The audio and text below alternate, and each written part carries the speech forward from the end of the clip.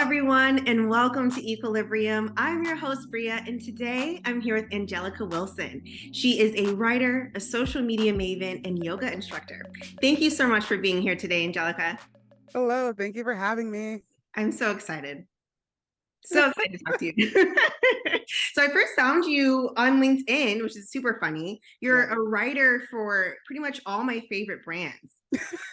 Well and Good, like 21 Night, like so many great things. How are you keeping up with all this? How are you so great? You know, that's so great.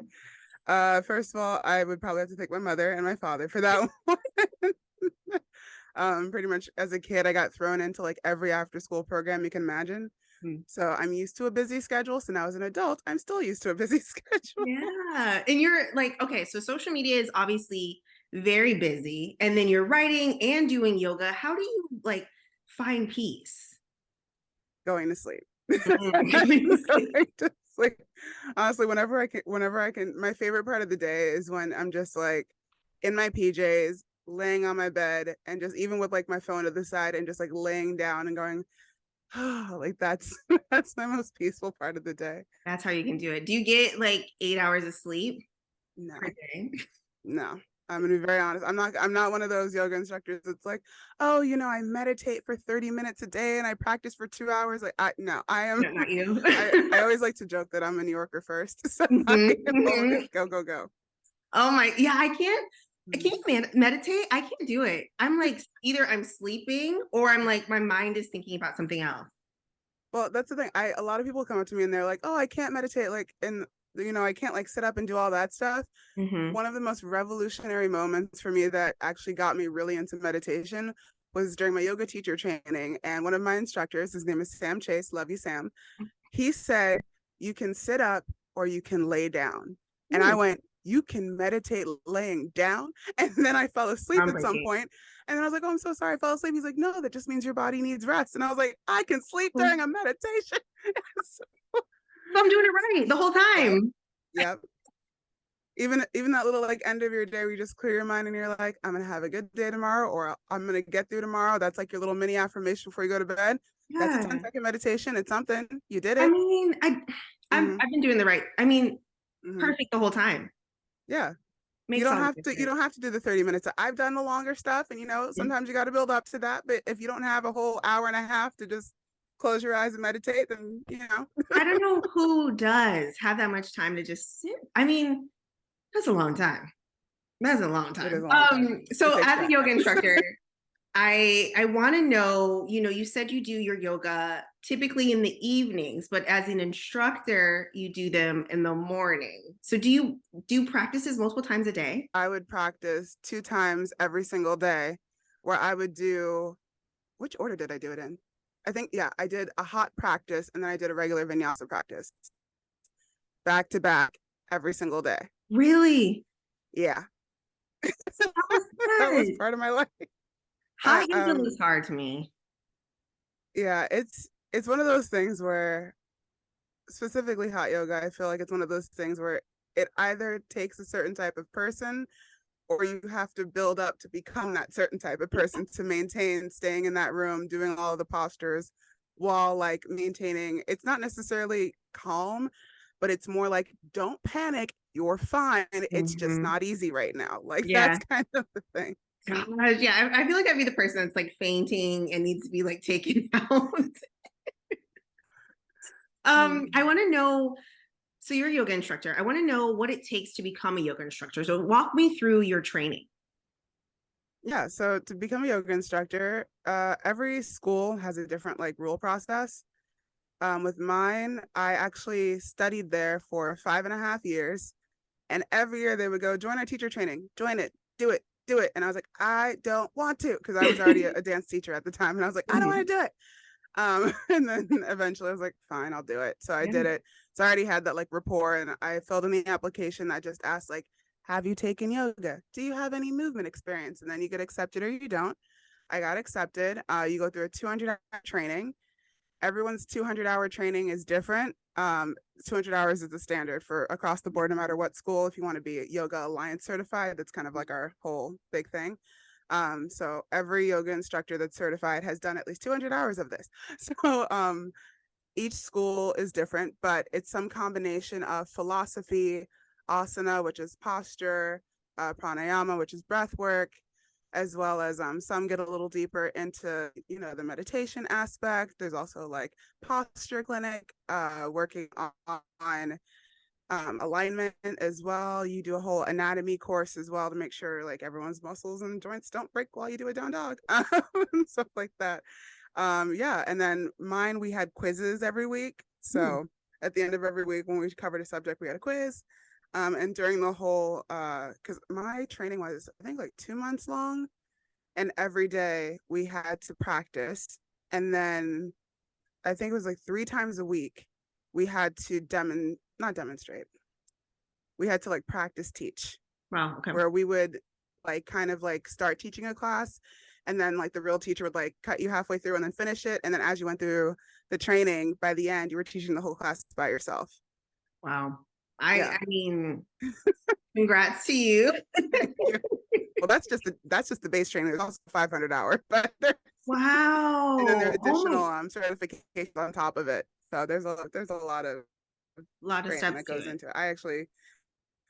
I've been looking into doing another training, not like 200 or 500 hours, but like just 25, 50, Okay, little just weekend long thing. yeah, not bad. So you mentioned you were a dance Yeah. instructor before at the same studio. What type of dance were you doing? Dance instructor at a studio that was like close to where I grew up. I I was also a dance major in undergrad. Did a lot of that stuff. I think that's where I got kind of the stamina to do everything I do now. But I was teaching ballet, tap. I was a gymnastic spotter. And then when I was studying in school, we did a lot of postmodern contemporary dance. Cool. Okay. Very cool. We were talking before in where it's the I don't think I could do like lead the classes. How do you overcome that fear? Well, see, that's where I also kind of thank my parents, because when I was, how old was I when I started? I think I was 14, I want to say. There's this program that I was put into at my local community center, Queens Community House, shout out, Okay. called Access for Young Women. And every year we would spend months researching a topic, and then we would end up doing a 60-minute presentation to our local community on that topic. So I've covered things like disordered eating, there were queer rights. And so it was really, and that was also like in high school for New York City, you have to have a certain amount of community hours to apply to college. And so that also covered my community hours. But I did that program for about like 5 years. You only had to do it once, but I just kept wanting to do it. So I just kept going back and doing it again by doing that. And then when I was 15, and that's the thing, when I taught dance, I was 15 years old when I started teaching, because I had taught under the dance teacher I had taken class from since I was, how old was I when I got to her? I was 6 years old when I got to her. So I already knew her. She already kind of like gave me tips when I was like 8. And then when I was 15 and I was able to get my working papers from school, I started teaching. So Wow. at 14 and 15, I was already doing presentations while also teaching dance. So I've been Mhm. doing this for well over a decade, which is mildly horrifying to say. But yeah. Gosh, so this is like easy for you. This is just a normal day in the life. I mean, I kind of want to say kind of what, because even when I did my yoga teacher training, there were people, like you, that were like, I don't know if I can lead. Like, it's so hard. And I was like, I've been teaching toddlers. If you can do that, you can do anything. Yeah, I can You imagine the can do it all. attention span there. Now, you recently led a Oh, yoga yeah. flow. Yeah, you recently led a yoga flow in Bryant Park, which is in New York City, during Pride Month, and that meant a lot to you. Talk to me about the feeling of that, and just kind of, I mean, just what was that like? Yeah. It was officially the largest yoga class I've ever taught in person. So that was really cool. Teaching it during Pride Month was just super fun as a queer woman. Yeah. I'm specifically bi. I know. Don't fear us, please. But yeah, it was really cool to like teach. And also just like it felt really good, because the way I like to teach is in a more gender neutral way, I would say, because I feel like oftentimes teachers like to go, if you're a lady, like come down to your knees, and if you're a man, come on, toughen up. You should hold this plank. Mhm. And I'm just like, why are we putting gender roles on this? Yeah, What's that's weird. no, put your right foot forward, don't break your left hip, and breathe, please. Like that's all you gotta do. All got the same parts here. I was going to say, you describe yourself as a curvaceous queer Black woman. What does that representation mean to you? Yeah, it definitely means a lot to me because I mean, I even remember the first time I saw Lizzo in real life was actually a beauty con like years ago. And to see her on stage, and I know that, you know, she's with her partner, we don't know her identity, but just to see a curvaceous Black woman on a stage, I was like, Lizzo. So I'm definitely proud of her now. Mm-hmm. And it's just like, I feel like for so long, you know, society swings to extremes. So it either focuses on like extremely skinny, or if it's plus size, it's like super short and one kind of shape, and that's it. Where it's like, and then a lot of times, if it's anything out of the norm, you know, it's not Black. So it's just, it's a presentation that you want to see in the world, kind of thing. So yeah. I like it. And in yoga, you mentioned, a lot of the yoga classes that I find myself taking are just the access to it on a lot of these platforms. The instructor is typically very skinny, white. So it is very good to see someone that looks like you, because then you realize that, everyone can do it. Every body is meant to do these exercises and, have access to stuff like this. So I commend you for it. I like it. I like to see it. I look to yoga to, relieve stress. I looked for it to heal. What do you why are you drawn to yoga? Yeah. Well, to be perfectly honest, there was one point in my life where I hated it. I Really? thoroughly hated it. I, I was a teenager, again, 15. You know, the teen years are for me, but I was 15 and I was in a Big year dance for you. class. And every dance class, we had to do a downward dog and like some version of a flow. And it was just like, I was just like, I hate yoga. I don't like doing this. And then a friend of mine, and we got older, friend of mine was like, I'm going to college. Just come take a yoga class. I was like, fine. Took the yoga class. I was oh, so we get to take a nap at the end. And then after the nap, I felt great. So I was like, all right, let's keep doing this. And that's kind of what drew me to the practice, was like taking like this feeling of exerting all of this energy and effort, and Mm-hmm. then just being like, oh, and then of course, as years went on, it went beyond the physical into more of like the spiritual, the philosophical, getting to know their people and life experiences. And it's a really cool way to gain a new perspective on the world around you, because I feel like in not all but a lot of other areas, it's rare that you get to connect with people that aren't like you. And in a yoga class, especially an open one, you're like, I don't know who's going to walk through that door, I don't know who I'm going to see in the park, but hey, we're going to move and breathe together. So I like that part. Yeah, yeah, that sounds really, really good. So you have a specific for your classes. Talk to me about, or do you have different sessions that you do? Different sort of like programs. Tell us a little bit about your classes. Yeah, so depending on the style, I teach mostly vinyasa and yin right now.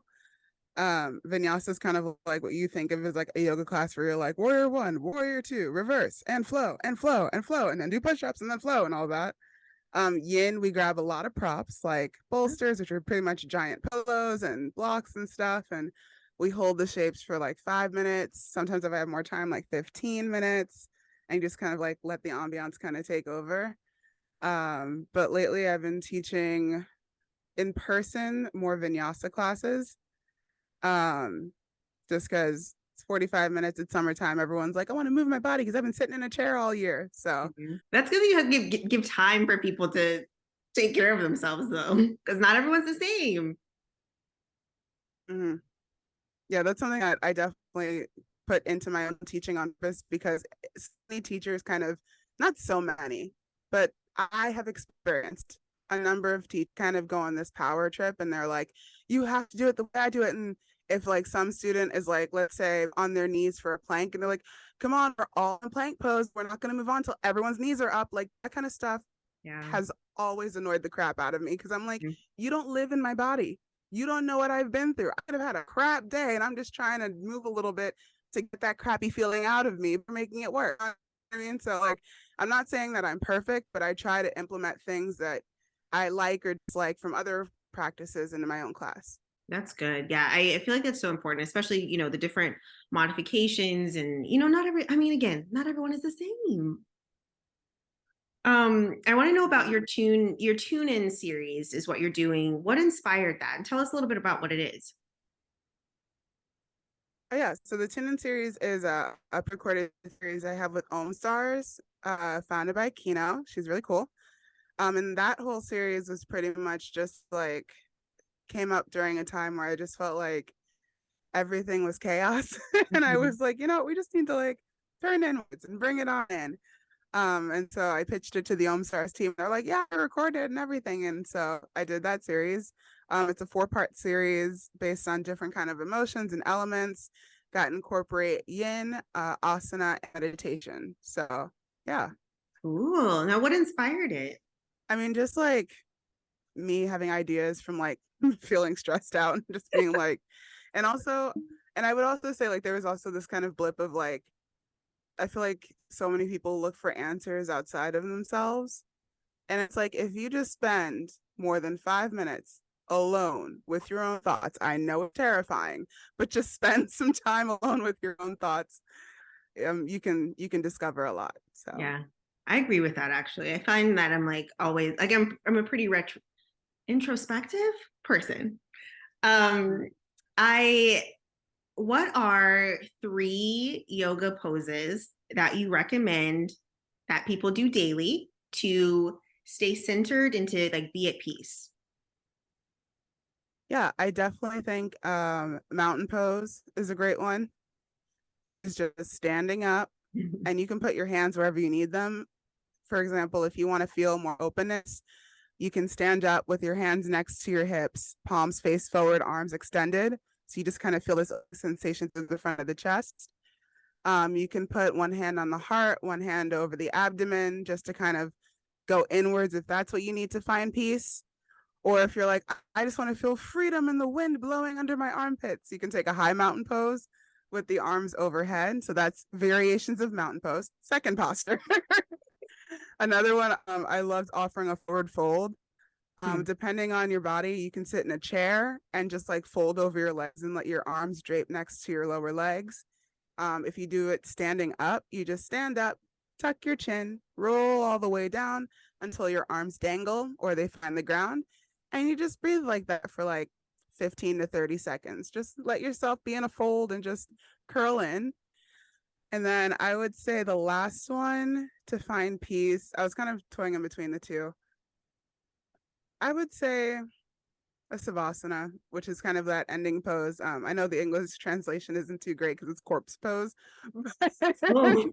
but it's just, it's quite literally just laying down on your back. Yes, you can do it in your bed laying down, but honestly, there's something so freeing about just laying on the floor. Just, just if you have a floor that is clear for you somewhere around you, lay on the floor. It's very nice. It's so nice. It is so Mhm. nice. I mean again, like I definitely do sometimes fall asleep, but that's just what my body needs. Yep. One of my favorite ones that you mentioned is the forward fold. I love that. Like I Mhm. love doing that like over and over. And another one I like is cat cow. I love doing Mhm. that one. We talked a little bit about how I don't like speaking in front of crowds, how you're so great at it. Tell me what is actually difficult for you with yoga. What is like something that you have to overcome? Something that I have to overcome. Hmm. She said nothing. She said she's good. No, it's not nothing. There are actually a few things.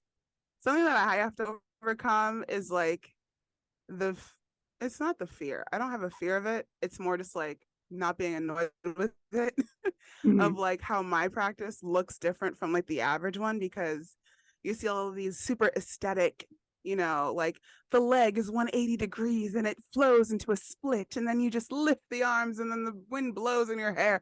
And like for me, I have asthma, okay? I am going to huff and puff. I'm gonna need an extra step to get my foot to the front of the mat.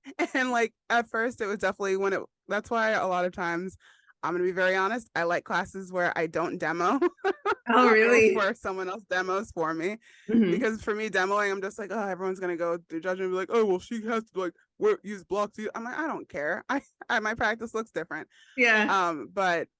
But yeah, that's definitely something I've had to overcome, as well as my own inner voice if I like mess something up. My favorite thing that has happened to me and many a yoga teacher is when we accidentally like leave out a posture, and then you have that one student that remembers the sequence that you taught and is like, wait, and you're like, I messed up. We're gonna go back to this. But you know, I forgot who originated this quote, but it's not how you fall, it's how you recover. There you go. See, Yeah. as long as we're recovering, that's all that matters.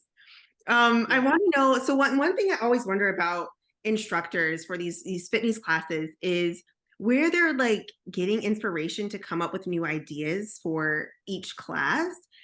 Talk to me about where you get your inspiration from. Yeah, well, that's where the dance major really helps out because I focused a lot on choreography. So for me, I kind of play choreographic games in my mind. Some is like, you know, can you make a whole class without a single chair pose? Or what if we have a whole class where every flow starts at the top of the mat? Hmm. You know, or like, how can we fit 3 balancing postures into one class? You know, stuff like that, where it's like, you know, kind of giving myself these prompts and following that. And then there are other times where I will have a class in my head and I will walk in the room, I will feel the vibe of the room, and I will improvise the class because I know the vibe does not match what I have planned. So How I do can those also improvise? improvise an entire yoga class. How do those classes typically go? They're like, are you like seamless? Are they good? Oh yeah, front Yeah. to back. Even at the end, people are like, "Oh, I love the way you plan that," and I'm like, "I just made that whole thing up." And they're like, Wow. "What?" And I'm like, "Well, when you do it for long enough, because Yeah, that's that's another thing true. about You've been like doing, dance. yeah. Yeah, but that's the thing with dance is like a lot of improvisation as well. So we do like improv workshops. So it's like when you already know how to improvise, it's Mhm. not necessarily hard. It just kind of comes out. Yes, you're more likely to like mess up on the second side or like take a second in between a posture, but it's not like a train wreck. It's just like, you know, you all don't want to do a handstand right now. You want to do more child's poses. I feel the vibe. And then Okay. sometimes the class will laugh because they're like, wow, you can actually feel the vibe. I'm like, yes, I can. I'm a real person. Yes. We all have um, vibes. I can feel yours. yeah, yeah. Now okay, so you 15 was like your year, but I want to know, like, tell me about your background. Tell me about your younger years. How, like, who are you? That's a great question. Who am I? It's still in progress. Oh man, my younger years, it's true. I feel like the whole life is in progress, really. Mhm. My younger years, even from my early stages, because the first ever dance class I took, I was like 2.5. So I've been in everything. So my younger years were spent. I'm an only child as well. Learning how to like cook. Like my dad taught me how to like cook and ice skate, and he also did like electrical engineering. So he even taught me about like even when I was like 6 years old, he would teach me about like wires and stuff. Like I was even like there was this program called Tag in elementary school for talented and gifted kids. I wouldn't necessarily, it was like we were all talented and gifted, but we just had the resources to like be more aware of our surroundings than others. But yeah, we were just like kids that got to like go to science museums, and we got to like look at like telescopes and like microscopes, and like so I've seen like the whole like star thing where they put you in a bubble and we look at stars. And Love then it. I studied like in my early years in high school, we had to study like fruit flies. So for some reason now I know how fruit flies reproduce. But something that came out of that was So very valuable. good. It no, the most valuable part actually, we had to raise the fruit flies. And through raising the fruit flies, some would escape. So now as an adult, I can literally clap a fruit fly out of the air. So Wow. Those things are so I know there's annoying. and I know there's a Oh, branch of yoga called ahimsa, and I know that like other yoga teachers are gonna go ahimsa. I know, but when a fruit fly bothers me for too long, I got to get rid of it. I'm yeah, sorry. please. No, I hate them. Die. as I said, I'm a New Yorker first. I gotta get rid of the Yeah. fruit fly. But yeah, that's what I spent most of my childhood years doing, was just like being in after school programs, going to dance classes, and just really being a playful, creative child. Love it. I feel like the childhood is like the formative years. That's where like it's gonna set that foundation for you. Angelica, Hmm. this is one question that I feel like is something that I'm still dealing with or like trying to answer myself. But with all these amazing things that you're doing, you're writing great things, you are this amazing yoga instructor. What do you want your legacy to be? Yeah, that's a big thing. The deep That's one. a big, no, it really is. Well, I've always kind of joked that I just want to get paid to exist. That's kind of what Don't we I all? love doing. Just truly, just like I exist. There we go. But Yeah. I mean, not only just being like the representation I wish to see, and it's not just in the wellness world, but also in media. Because even I've wanted to be in media since I was a child. Because as a child, my dad would work on like different projects for the husband of a Vogue editor and then a Marie Claire editor. So I got exposed to like media as a kid, but everyone was like skinny, rich, and white. And I'm like, I'm not skinny, rich, and white, and I'm 10 and I know this. So even growing up, but it was one of those things where I was like, I can never get into media. How do you even do that? And then somehow through job after job, I found myself in media. And even at press events last week, I am the only person of color, not just Black person of color. So, Oh, and so many of the, it's it's truly a moment of like, oh my gosh, you're here too. When like Black writers and editors see each other, because we're like, oh my God, we exist. And like we gotta see each other in person. yeah. So I think my legacy of just being a part of reinforcing representation and also getting paid to exist. Love it. I love it. I mean, me too. Angelica, thank you for being on the show. Tell people how they can, sign up for your classes and how they can find you. Yeah, so you can go to my website, which is the same as my Instagram handle. It's AMW, those are my initials for Angelica Marie Wilson.